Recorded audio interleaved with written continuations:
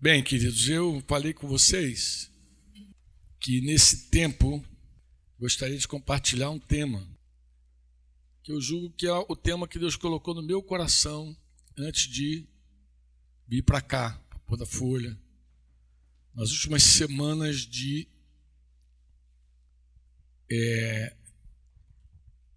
dezembro de 2023, acho que foi um pouquinho antes. Na verdade foi... Vocês já identificaram o Rodrigo aqui, né? Rodrigo, aquele grandão, aquele compridão. Tive uma conversa com o Rodrigo numa semana, num dia. E na primeira vez que ele foi lá no sítio, domingo que ele foi no sítio, eu falei sobre o crescimento que Deus dá, o crescimento que nós precisamos crescer. E aí eu falei, e quando eu terminei naquele domingo, eu tive a certeza absoluta que eu precisava voltar a esse assunto e aprofundar esse assunto. E só tem um lugar para isso, é Pôr da Folha. Aí você fala, por quê, Franco? Porque aqui a gente está vários dias aqui, conversando, né? Foi aqui em Pôr da Folha que eu consegui fazer o Sermão do Monte finalmente. Né? Tentei, até durante a pandemia, eu fiz live falando sobre o Sermão do Monte, mas não consegui terminar. Mas aqui em Pôr da Folha, terminamos em Itapetí, mas começamos em Pôr da Folha. O pessoal, quase todo mundo pegou Covid, foi uma benção aquele TM, né? Todo mundo ficou covidento. Graças a Deus eu não peguei Covid. Até Denise pegou, eu não peguei. E consegui terminar aquele tempo. Então você vê que é um tempo especial, Pôr da Folha. E aí, né? Já estou lembrando que esse conteúdo aqui acabou sendo utilizado em alguns grupos pequenos, de igreja nas casas, né? Lá no Rio a gente acabou fazendo o ano todo. Alguns grupos assim que pegaram alguns pedaços e foram fazendo.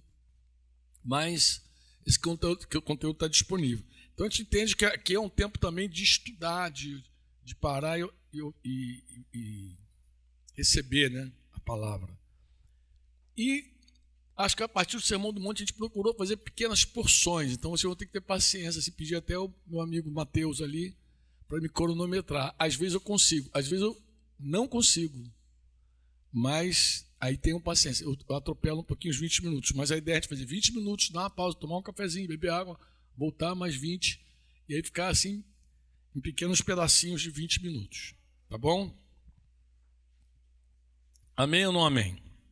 Amém, amém. Eu vou começar com um texto que eu não tenho assim muita certeza, assim, eu não estava assim muito certo. Falei, Senhor, será que é isso mesmo que eu preciso começar falando?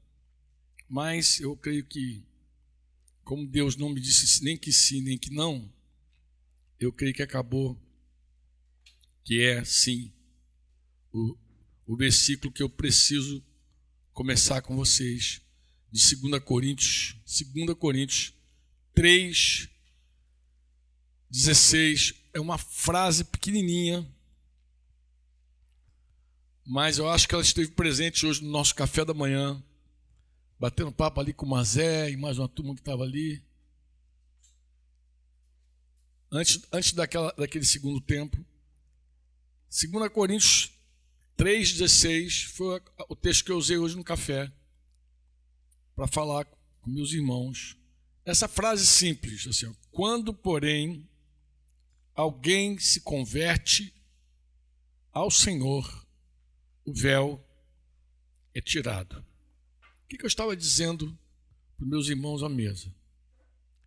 Que quando nós nos convertemos ao Senhor, aconteceu um milagre assim muito tremendo na nossa vida, especial. Dos muitos, o maior deles, talvez o maior, né? Porque isso aí é a base e o fundamento de tudo que a gente vive depois. Foi que nossos olhos foram iluminados. O véu foi retirado. Que véu, Franco? Havia um véu espiritual que cobria a nossa visão. E a palavra é revelado. Revelado é sem véu. Então nós fomos revelados, tiraram o nosso véu. Se você ainda mantém o véu sobre os olhos, significa que você não teve ainda uma experiência real com Jesus. É possível? É. Às vezes a pessoa nasce no meio cristão, convive no meio da igreja, está crescendo ali, mas nunca de verdade experimentou essa coisa que a gente chama de revelação. Nunca o véu saiu dos olhos. Você nunca de verdade viu Jesus. Tem uma visão clara da pessoa de Jesus, né? Isso não significa que você nunca vai ver. Um dia pode acontecer de você também experimentar esse véu ser tirado. Agora preste atenção, a revelação está relacionada com a palavra chamada conversão. Converter aqui é dar meia volta. Eu até explico a vários irmãos que quando você quer de verdade sair de uma condição que está te prendendo, que está te cativando, uma condição que está te matando, não é suficiente você diminuir a velocidade do teu pecado.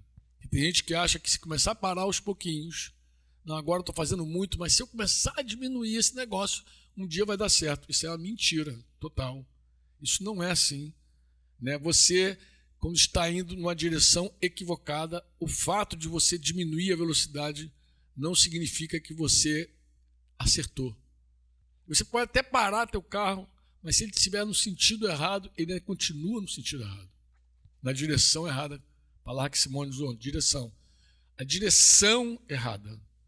Então, se você estiver na direção errada, não importa a velocidade, você está indo na direção errada. Se você vai se afastar muito de Deus ou pouco de Deus, é um detalhe, mas está se afastando de Deus. Conversão é quando você se volta para Ele, de verdade, quando você dá meia volta e se volta para Jesus. E aí, quando você se converte ao Senhor, isso é um milagre de Deus realmente, total, mas teus olhos, Deus tira o véu de você, Deus te revela, Deus te mostra. Muitas vezes a gente faz essa conversão sem nenhuma compreensão, até a gente nem entende bem o que está fazendo. Não tem muito sentido para nós, de repente. Mas a gente, depois, os nossos olhos são abertos. Tem gente que, se você entrevistar, como é que foi a tua conversão mesmo? O cara nem sabe bem, eu não sei. Um dia eu tomei uma decisão e plano. Mas a partir daquele dia, teus olhos foram iluminados. Você começou a ver. Os olhos do teu espírito começou a enxergar. Você viu, né? Isso é fundamental ver. É fundamental ver. Você precisa de verdade ver. Aí alguém pode perguntar, mas por que, Franco, que é importante que eu veja? Eu poderia te responder de várias maneiras, mas é a partir da tua visão que você começa agora uma jornada de conhecimento, uma corrida. Você começa a correr de fato a carreira cristã quando você vê Jesus. Quando você foi revelado acerca de Jesus. E algumas pessoas experimentam isso de forma diferente. Eu conheço pessoas que, quando viram Jesus a primeira vez, ficaram muito apaixonadas por ele, mas muito. Não parava de pensar em Jesus. Pensava em Jesus o tempo inteiro. O tempo inteiro pensando em Jesus. E Jesus consumia Jesus de manhã, de tarde e de noite. Conversava com o Espírito Santo o tempo inteiro. E com o passar do tempo, a coisa começou... Outras coisas começaram a tirar você daquela vibe. Começou a roubar você, né? E aí, algumas pessoas, infelizmente, elas perdem até Jesus de vista. No primeiro momento viram Jesus, mas em outro momento perdem Jesus de vista. Mas todo o nosso desenvolvimento, irmãos, tudo que Deus planejou para nós, depende de manter os olhos fixos em Jesus. Nada vai acontecer conosco, nada.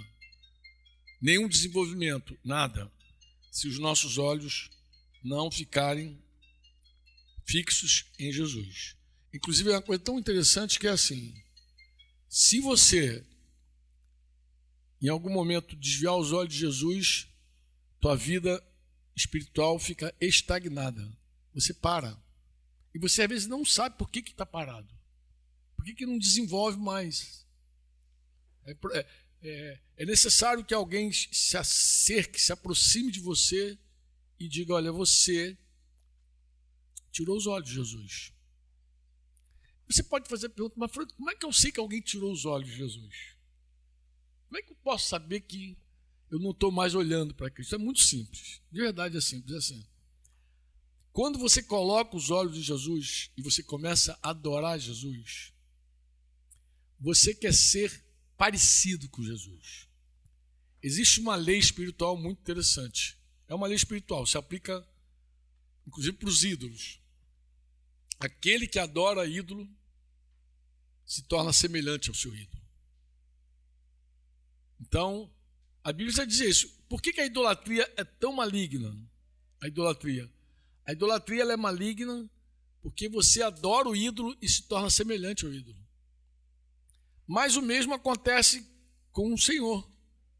Quando você adora o Senhor, você se torna semelhante a Ele.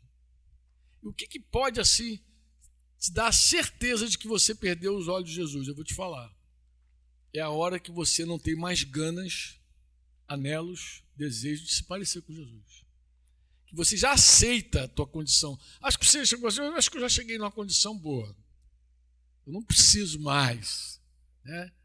Você já não tem mais aquele desejo sincero de ser uma outra pessoa, de ser transformada de glória em glória na imagem de Jesus. Porque quando você nasceu de novo, você nasceu para crescer. É só você olhar o reino natural, o mundo natural, você vai ver que tudo que nasce tem que crescer. Tudo que nasce, você vê na botânica, tudo que nasce tem que crescer, no reino animal, tudo que nasce tem que crescer, não é assim? E na nossa casa, no meio dos seres humanos, não é diferente. Nasceu um bebê, o que a gente espera que aconteça com o bebê? Cresça. E para que um bebê desenvolva, existem condições, né, que vão favorecer esse desenvolvimento, como existem também condições que podem impedir o desenvolvimento. Vocês entendem ou não? Tem coisa que te faz crescer e tem coisa que faz você, como pessoa mesmo, ficar impedida de alguma forma, né, desenvolver teu espírito, tua alma e teu corpo. E quando você nasceu no reino, não é diferente. Você nasceu no reino e você precisa crescer. Só que o catalisador principal, aquilo que te puxa para cima fundamentalmente, é Cristo. Porque sem olhar para Ele, você não tem uma referência, não tem modelo. Tu vai crescer para onde? Vai se parecer com quem? E tudo que nós falamos, no fundo, você vai ver que tem essa configuração. Discipulado. Por que tem discipulado? Porque o discípulo tem que se parecer com o mestre. Você pode perguntar: Franco, mas em que a gente cresce quando a gente se converte? Você cresce na graça e no conhecimento. O conhecimento. O que você conhecia de Jesus há um ano atrás, não sei qual foi a data que você nasceu de novo, que não tem mais o véu nos olhos, quando é que foi tirado o véu dos teus olhos, mas você tem que crescer nesse teu conhecimento do Senhor. Antes você conhecia Ele de um jeito, hoje você precisa conhecer Ele mais profundamente. Algumas pessoas, quando estão passando por dificuldades, elas não sabem por que Deus parece que cruzou os braços. Parece que Deus não está fazendo nada. Meu Deus, faz alguma coisa. Essa tribulação está me consumindo e está aí parado. É meu pai ou não é? Mas Deus espera que em cada momento da nossa vida, por mais difícil que seja, a gente prove, experimente isso que a gente chama de conhecimento. Infelizmente, no meio da religião, uma pessoa se forma quando ela estuda. Parece que eles secularizaram a fé. Como assim, Franco? No mundo, você faz o ensino básico, né? Fundamental, básico, depois aquele intermediário, vai para a faculdade, coisa e tal, sai com diploma, às vezes não sabe nada, mas saiu com diploma, e aí vai fazer o teu trabalho. Na verdade, você às vezes aprende mais quando você está fazendo realmente. Antes você não sabe nada, paga um monte de mico, mas tem diploma. A mesma coisa, vou tirar minha carteira de motorista. Infelizmente o mundo também, né, se convencionou que você tem que fazer uma prova para provar que você dirige. Aí o que as escolas, as autoescolas fazem? Elas não te ensinam a dirigir. Elas ensinam o quê? Fazer a prova. Você tem que passar na prova. Se você passar na prova, está habilitado, já pode dirigir. Mas sabe? Não. E na igreja, infelizmente também é assim. Alguns grupos adotaram seminários. Então, um cara muito novinho, ele pode estudar, fazer seminário. Eu comecei a fazer seminário muito novo, meu filho. Queria estudar, aprender. Meu pastor até falou, vai, abençoa. Mas, cara, sinceramente, não tinha nada. Sabe o que é nada? Nada. Só... Eu até brinco com os irmãos, digo assim, irmãos, impuseram as mãos sobre mim, mas eu não colocaria as mãos sobre mim.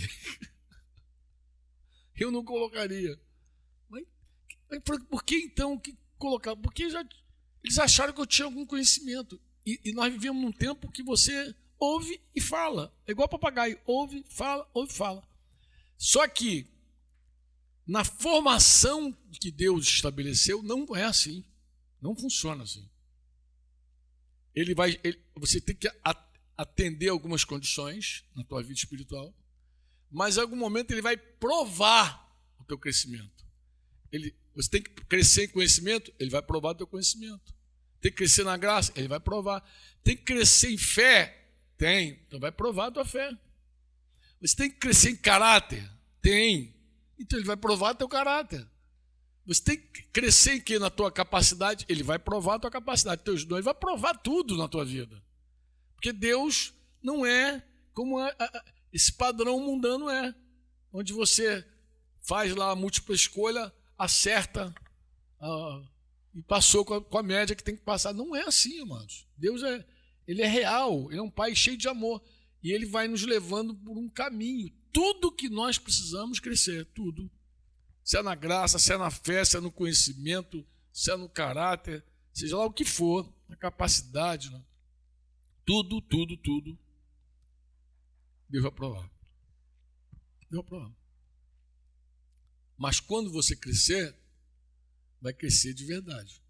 Tu não vai sair com a carteira de habilitação sem saber dirigir, não. Você vai saber dirigir. Porque você vai conhecer o Senhor mesmo. A tua fé vai ter crescido de verdade. Tudo vai ser diferente na tua vida. E em algum momento você vai perceber isso. Fala, engraçado, eu não sou mais a mesma pessoa quando eu comecei a caminhada com o Senhor. Eu já não sou mais a mesma pessoa. E você se conhece, você sabe. Tem coisa na tua vida que você se, poxa, antes eu me comportaria assim, não me comporto mais. Eu teria essa reação, por que eu não tenho mais a mesma reação de antes? Porque Deus começou a transformar a tua vida. Deus começou a mudar você. Deus começou a mudar quem é você. Quem é você? Deus muda. Quantos me entendem?